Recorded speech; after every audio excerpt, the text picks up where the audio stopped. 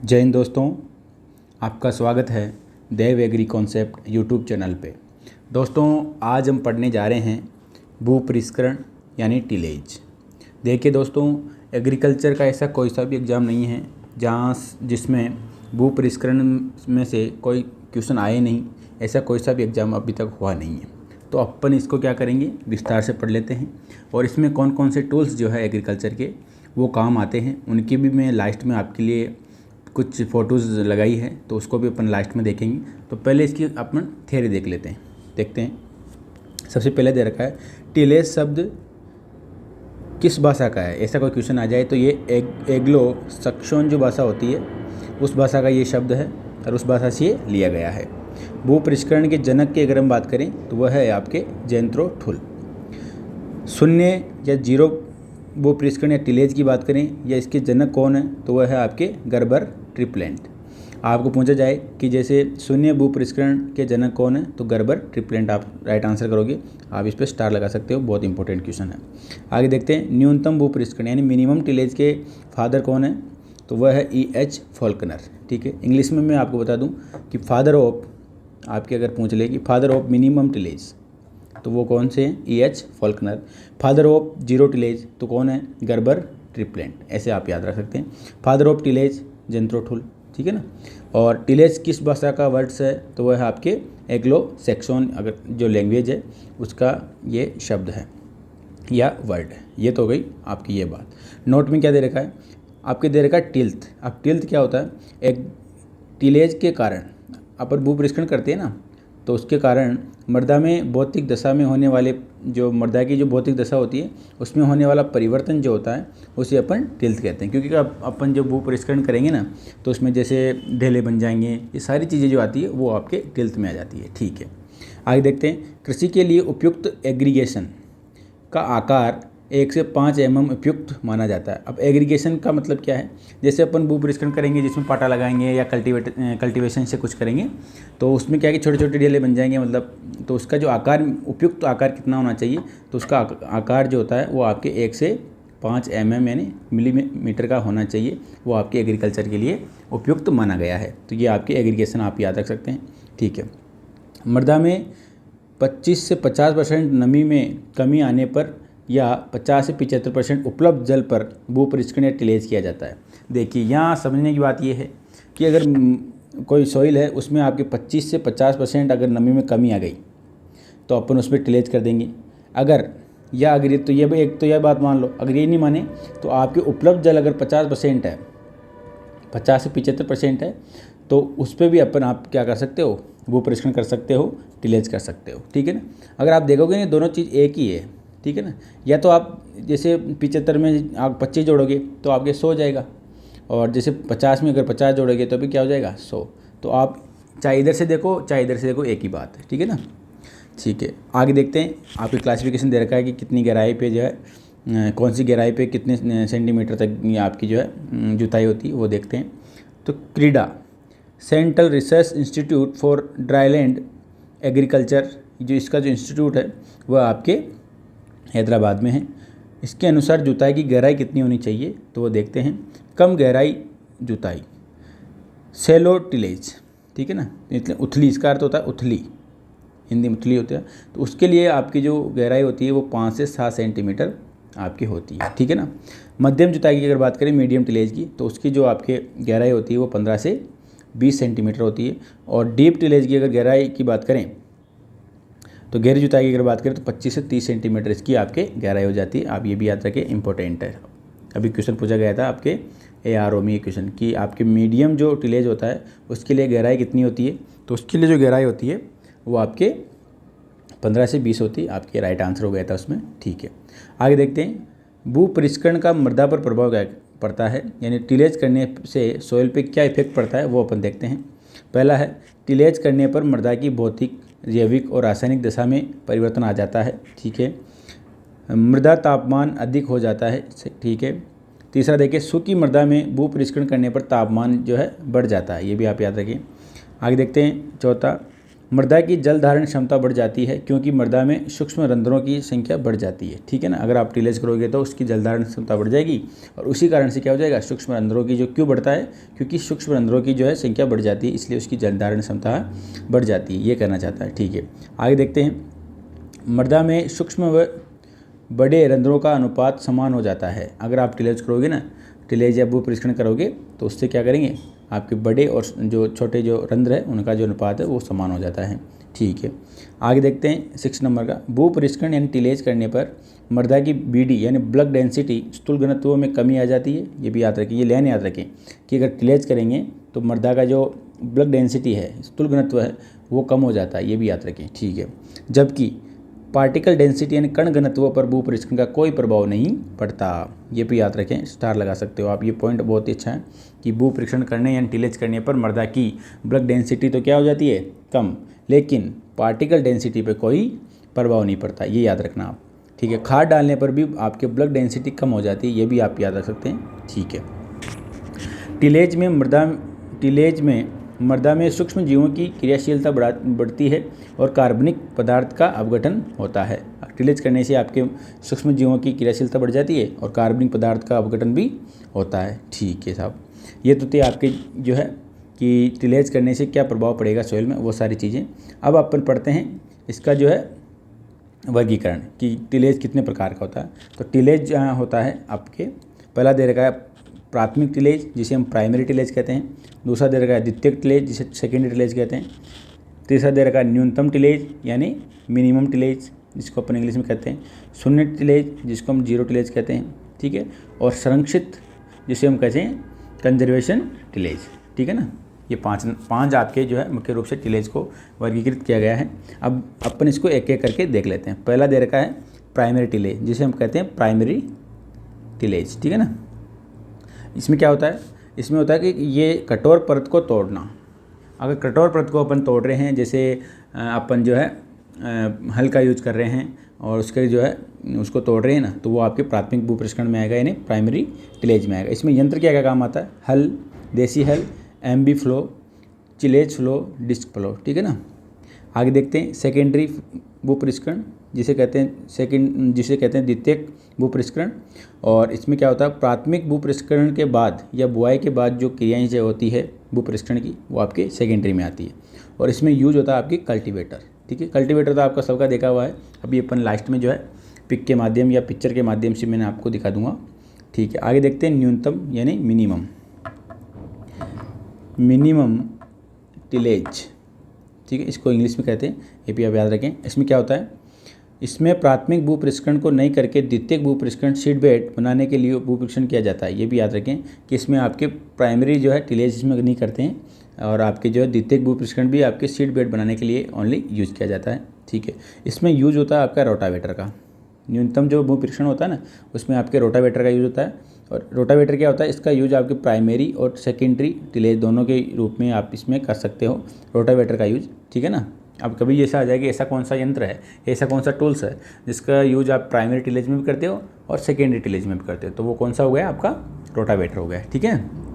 ठीक है, आगे बात करते हैं शून्य या जीरो टिलेज की। अब इसमें क्या होता है, इसमें केवल बुआई के लिए भू परीक्षण किया जाता है, ठीक है ना। जीरो टिलेज में क्या होता है, केवल बुआई के लिए जो आपके भू परीक्षण किया जाता है, ठीक है। इस भू परीक्षण यानी टिलेज में बहुवर्षीय खरपतवारों का प्रकोप बढ़ जाता है, ये इसका डिसवांटेज है, यानी इसका जो है दुष्प्रभाव है कि इस भू परीक्षण करने से आपकी जो वार्षिक जो है जैसे गोखरू हो गया, मोता हो गया, इसका जो है प्रकोप बढ़ जाता है क्योंकि उसमें क्रियाएं बहुत कम होती है इसलिए, ठीक है ना। अब देखो, आप कभी कभी ऐसा पूछा जाए कि जीरो टिलेज में यूज होने वाले जो खरपतवारनाशी यानी हर्बिसाइड कौन कौन से हैं, तो इसमें जो डाइक्वाट, पैराक्वाट, ग्लाइफोसेट, खरपतवारनाशी का यूज होता है। ये तीनों याद रखें कि जीरो टिलेज जो है हर्बिसाइड कौन कौन से हैं, तो आप याद रखें स्टार लगा के, तो डाइक्वाट, पैराक्वाट और ग्लाइफोसेट, ठीक है ना। ठीक है, आगे देखते हैं संरक्षित यानी कंजर्वेशन आपके टिलेज, कंजर्वेशन टिलेज आप इसको इंग्लिश में बोल सकते हो, संरक्षित भू परीक्षण को। इसमें भू परीक्षण फसल अवशेषों में करते हैं। अगर जैसे पहले की जो फसल है उसके जो अवशेष है उनमें ही सीधे आप क्या करोगे, आपके उसमें बीज बो दोगे, उसको अपन क्या कहेंगे, कंजर्वेशन या संरक्षित भू परीक्षण। और आगे जो पॉइंट दे रहेगा 30% से अधिक फसल अवशेषों में भू परिष्करण यानी टिलेज किया जाता है। ठीक है ना, ये भी याद रखें कि 30% से 30% तो वहाँ क्या है, फसल अवशेष होने ही चाहिए। ठीक है ना, तभी आप क्या कर सकते हो, संक्षिप्त भू परिष्करण यानी कंजर्वेशन टिलेज उसमें कर सकते हो। इसमें यंत्र कौन सा यूज होता है, तो इसमें आपके happy seeder, double disc drill, rotary disc drill आप इसमें यूज कर सकते हो। ये सारी जो चीज़ें होती हैं टूल्स की। ठीक है, नोट में क्या दे रखा है, एक जोड़ी बेल का बल क्या होता है, तो 1 HP होता है। कभी पूछा जाए कि एक जोड़ी जो बेल होता है उसका जो बल कितना होता है, तो वो 1 HP होता है। ठीक है, एक आदमी का बल कितना होता है, तो वो 0.1 HP होता है। ठीक है, HP का मतलब हॉर्स पावर। ठीक है ना। सीड कम फर्टिलाइज़र, ये देखो ये मशीन आ गई ना, सीड कम फर्टिलाइज़र, आपकी जो बीज बोने के लिए मोस्टली इसका यूज होता है। तो बीज व उर्वरक को एक साथ बुआई करने के लिए यूज होते हैं आपके सीड कम फर्टिलाइज़र मशीन। ठीक है ना। ठीक है, आगे देखते हैं डिस्क फ्लो। डिस्क फ्लो आप जानते हो कि जो है डिस्क फ्लो होता है, उसमें जो है 2 फ्लो जो है आपके उसमें लगे होते हैं। तो इसमें टिल्थ कोण होता है एक, तो टिल्थ कोण का जो आप कितने होता है, तो 15 से 25 आपका उसमें टिल्थ कोण होता है। और डिस्क कोण की अगर उसमें बात करें तो वो होता है आपके 42 से 45। ये भी आप याद रखें, इंपॉर्टेंट है, कई बार क्वेश्चन आता था कि डिस्क फ्लो में टिल्थ कोण तो कितना होता है 15 से 25 और डिस्क कोण कितना होता है 42 से 45। ठीक है, डिस्क हैरो में डिस्क कोण होता है तो आपके होता है 20 डिग्री का, यानी 20 डिग्री से अधिक होता है। तो आप याद रखिए कि डिस्क हैरो में आपके जो डिस्क कोण होता है वो कितना होता है, तो 20 से अधिक। ठीक है, आगे दे रखा है MB फ्लो, यानी मोल्ड बोर्ड जो फ्लो होता है या हल होता है उसका उपयोग मिट्टी पलटने के लिए किया जाता है। अब कई बार ये लाइन कई बार पूछी गई है कि मिट्टी पलटने के लिए किस हल का यूज होता है, तो वो आपके मोल्ड बोर्ड जो फ्लो होता है उसका यूज आपके इसमें करते हैं। ठीक है, कंबाइन मशीन का उपयोग कटाई व मडाई के लिए करते हैं। कंबाइन मशीन आती है जिसमें आपके कटाई भी वही कर देती है, निकाल भी वही देती है, तो उसमें जो है संयुक्त रूप से कार्य होता है, इसलिए उसको कंबाइन यानी एक साथ कोई चीज़ को करना, इसलिए उसका नाम ही कंबाइन रखा है। ठीक है, आगे देखते हैं चिलेज फ्लो का उपयोग मृदा की कठोर परत को तोड़ने में आपके यूज होता है। तो चिलेज जो होता है ना फ्लो, उसका यूज आपकी कठोर जो सॉइल होती है या जैसे उसमें जो ऊसर टाइप की जो सॉइल होती है उसको तोड़ने में इसका यूज अपन कर देते हैं मोस्टली। आगे देखता है हैप्पी सीडर। हैप्पी सीडर क्या होता है, धान यानी पेडी के अवशेषों में गेहूं की बुआई करने के लिए इस जो यंत्र का यूज होता है। जैसे पहले अपन जैसे खरीफ में अपन धान लगा रखे हैं, अब उसी अवशेषों में अपन उसमें वीट बोना जा रहे हैं, तो आप हैप्पी सीडर एक यंत्र होता है, उसका यूज आप इसमें कर सकते हो। ठीक है, 1 मैन डे, एक चीज़ होती है 1 मैन डे, तो उसको किससे डिफाइन करेंगे, तो 1 मैन डे का मतलब होता है 8 घंटे यानी प्रतिदिन। 8 घंटे प्रतिदिन का मतलब होता है 1 मैन डे। 1 मैन डे में कितने घंटे होते हैं ऐसे कुछ पूछा जाए तो अपन क्या करेंगे 8 घंटे उसमें आप राइट कर सकते हो। ठीक है, आगे देखते हैं पाटा लगाना। अब पाटा लगाना क्या होता है, तो पाटा लगाना एक तो द्वितीयक जो है टिलेज होता है, ये द्वितीयक भू परिष्करण की एक क्रिया है पाटा लगाना, ये भी आप देख सकते हैं। तो ये तो था आपके भू परिष्करण के बारे में। अपन क्या है कि कुछ आंकड़े जो है अपन लाए हैं 12th की बुक से निकाल कर। 12th की बुक 11th की बुक जो होती है RBSC की, राजस्थान बोर्ड की ये बुक है, उसमें क्या क्या दे रखा है आपके टिलेज के बारे में वो अपन एक देख लेते हैं एक नज़र में। केंद्रीय कृषि इंजीनियरिंग संस्था CIAE कहाँ है, तो ये भोपाल में, इसकी स्थापना 1976 में हुई थी, ये भी आप याद रखें। ये क्वेश्चन अभी हाल ही में पूछा गया, एग्रीकल्चर सुपरवाइजर 2021 का जो अभी पिछली जो भर्ती हुई उसमें ये डिट्टो क्वेश्चन आया था, तो ये आप याद रखेंगे। ठीक है, अब इसमें जो है आप इसमें ऑथेंटिक प्रूफ मान सकते हैं इस आंकड़े को, तो आप इसको ध्यान से देखें। अब दे रखा प्राथमिक भू परिष्करण यानी प्राइमरी टिलेज जो टूल्स है वो कौन कौन से हैं, तो इसमें आता है हल, जैसे देसी हल, MB हल, मोल्ड बोर्ड हल, तवेदार disc harrow, disc harrow, drag harrow, spine tooth. तो आप ये सारी चीज़ें नोट कर लें अपनी नोटबुक में। ठीक है, अगर बात करें द्वितीयक भू परिष्करण की यानी सेकेंडरी टिलेज की, जिसमें टूल्स कौन कौन से यूज होता है, तो उसमें आता है सबसे पहले cultivator, dibbler, seed drill, planter, निराई गुड़ाई यंत्र कौन कौन से आते हैं इसमें, तो खुरपी, कुदाड़ी, हैंड हो, फावड़ा, व्हील हो, ड्राई लैंड वीडर। तो आप ये सारी चीज़ें आप नोट कर सकते हैं कि द्वितीयक भू परिष्करण जो यंत्र है वो कौन कौन से हैं, तो अब मैंने आपको एक एक करके बता दिए हैं। आगे क्या दे रखा है, कटाई के लिए यंत्र। कटाई के लिए कौन कौन से यंत्र यूज होते हैं, तो होता है मोवर, जिसमें गार्डन में घास कटाई हेतु यूज होते हैं। रीपर, आप रीपर देखते हैं आजकल, जैसे अभी जवार काटने के लिए अभी जो यूज हो रहा है रीपर, उसको कहते हैं रीपर। कंबाइन अपन देख ही लिए हैं अभी। ठीक है ना। कंबाइन मशीन होती है जैसे काटती भी हुई है, निकालती भी हुई है, तो आपकी चीज़ इसमें कंबाइन में आ जाएगी, ठीक है। कटाई, मडाई, ओडाई यानी सफाई भी वही करती है। क्रियाएं संघ में एक साथ किसमें होती है, तो कंबाइन मशीन ये सारी क्रियाएं एक साथ करती है, आप याद रखें। भूमि को समतल करने के लिए यंत्र, भूमि को समतल करने के लिए यंत्र कौन कौन सा है, तो वह आता पाटा, जैसे अपन देसी भाषा में कुल्ली कहते हैं, ठीक है ना। फिर आता स्क्रैपर, रोलर और लेवलर। तो ये सारी चीज़ें होती हैं आपकी भूमि को समतल करने के लिए, ठीक है। अपन क्या है, अब जो है आगे कुछ फ़ोटोज़ में आपके लिए लगाया हूँ और आप देख सकते हो कि क्या कौन सी जो फ़ोटो किसकी है, तो अपन एक एक करके देख लेते हैं। सबसे पहले ये दे रखा है आपको कल्टीवेटर, सॉरी कल्टीवेटर नहीं है ये है आपके seed drill, seed cum fertilizer machine, ठीक है ना। तो ये आपकी क्या है, सीड कम फर्टिलाइजर मशीन, जिसका यूज अपन देख सके हैं आपकी जो है बुआई के लिए इसका यूज आप करते हैं, ठीक है। ये है आपके MB फ्लो, ठीक है, मोल्ड बोल्ड फ्लो आप इसको कह सकते हैं। ये आपकी जो है यहाँ आपके इसमें क्या है, यहाँ एक वो पास लगी हुई है, इससे आप इसमें भूमि में के अंदर जाता है ये, ठीक है, जिसे हम हल कह सकते हैं, ठीक है। आगे देखते हैं, ये है लेवलर, लेवलर आप देख के बता सकते हैं। ये देखो ये आपकी ये है, यहाँ मिट्टी भरी हुई है, तो इसको लेवल कर रहे हैं ऐसे करके, ठीक है ना। यहाँ पे लगा हुआ है लेवलर, ठीक है। आगे देखते हैं, ये है पाटा, और अभी जो गांव में इसको कहते हैं वो कहते हैं कुड़ी, ठीक है ना, पाटा कहते हैं इसको, ठीक है। ये है आपके रीपर, ठीक है ना, रीपर है। अब ये है ना, ये जैसे ये जो चीज़ दे रखी है, यहाँ एक पत्ती लगी होती है, तो आप जैसे इसमें जो है आपके बाजरा जाएगा या जो भी है जवार जाएगी, तो उसको काट के और ये जो है इसको ले जाके इधर डाल देते हैं, तो इसका यूज आपके कर सकते हैं कटाई के लिए, ठीक है ना। ये आपके हेरो, ये देखो ये तवे लगे हुए हैं, ठीक है ना, ये तवे लगे हुए हैं इसमें सारे ऐसे लगे हुए हैं, तो इसको हेरो है ये, ठीक है। ये है आपके रोटावेटर,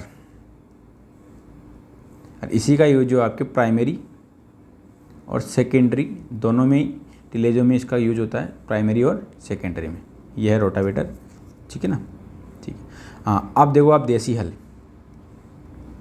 देसी हल की अगर हम बात करें तो ये देसी हल है। जैसे ये तो इसको अपन देसी भाषा में जूड़ा कहते हैं, ये जो लगी हुई है ना बेल के ऊपर जूड़ा, और यहाँ होता है जोत, ऐसे ऐसे बंधा होता है ये जूड़ा बेल के, ठीक है ना, और इससे इसको खींचता है। और ये है आपके हल, इस प्रकार होता है, इसमें जो है यहाँ जो पास लगी होती है ये हल, ये लोहे की होती है, तो उसको आप जो है किसान इसको ऊपर से दबाता है तो वो अंदर चली जाती है, ठीक है ना, ठीक है। ये है आपका कल्टीवेटर, कल्टीवेटर, ठीक है ना, ठीक है। हाँ, अब आगे आ रहा है आपकी कंबाइन मशीन, कंबाइन मशीन। तो आप एक एक करके सब देख लिए हैं कि कंबाइन मशीन है। अब ये इसमें यहाँ से तो क्या करती है, काटती है, फिर यहाँ से निकाल के जो उसका प्रोसेस जो है आपकी जैसे उसकी सफाई वफाई करके यहाँ से बूस जो है आपके जो है धान है या कोई भी है, तो वो यहाँ से आपके उसमें इकट्ठा कर लेते हैं बोरी वोरी में, या कोई ट्रैक्टर लगाएगी उसमें इकट्ठा कर लेते हैं, और आपका जो भूसा है वो आपके पीछे निकाल देती है ये, ठीक है ना। तो ऐसे करके कंबाइन मशीन में यहाँ ड्राइवर बैठता है, ये देखो ये स्टीयरिंग दे रखा है। तो ऐसे करके अपन इसकी सारी जो है एग्रीकल्चर के टूल्स है वो भी अपन देख लिए हैं। तो आपको पता रहना चाहिए कि कौन सा टूल्स कैसा होता है, उसको अपन देसी भाषा में क्या कहते हैं। तो अपन ने आज पढ़ लिया है भू परिष्करण यानी टिलेज। तो आपको ये वीडियो कैसा लगा कमेंट में बताइए, और अपने जो है वीडियो को आप शेयर करें और चैनल को सब्सक्राइब करें। धन्यवाद।